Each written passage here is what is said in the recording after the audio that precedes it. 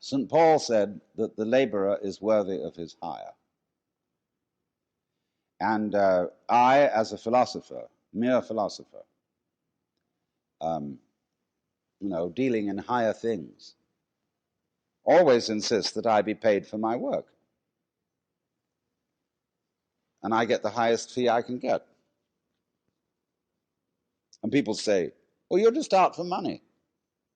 I say, that's none of your business. Because I give most of it away.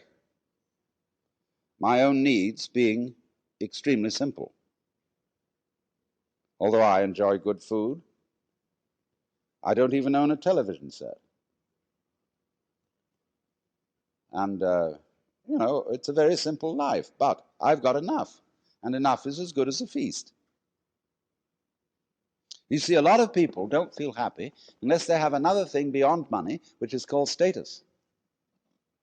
And status, to a very large extent in our economy, consists in conspicuous consumption. In having this thing and that thing and the other thing, in having a swimming pool, a Ferrari, a certain kind of clothes, and a certain kind of house with an enormous round-style picture window, and so on and so on and so on. And we think we need all that because we've been persuaded by a certain kind of propaganda that that's how we ought to live. Because we haven't asked ourselves whether that was what we really wanted. In other words, we've been propagandized into thinking what we wanted. I remember my daughter, when she was in high school, number one daughter, who's now become very sensible, insisted that she had to have a certain number of cashmere sweaters. In those days, I couldn't afford them. I said, my dear, do you really want these? Or is it just that you've been reading ads in the magazine or listening to the other children?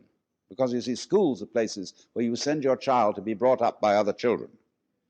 And therefore, they get a kind of lowest common denominator of culture.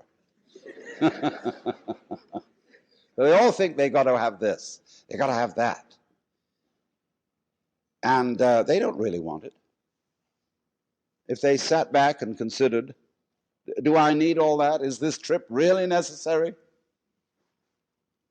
They would come to the conclusion that it wasn't. And that would be very important because they would save energy. You all know, of course, that we are nearing an energy crisis. That there is not enough physical energy going to be available for all the things we think we're supposed to do, to go rushing around and so on. So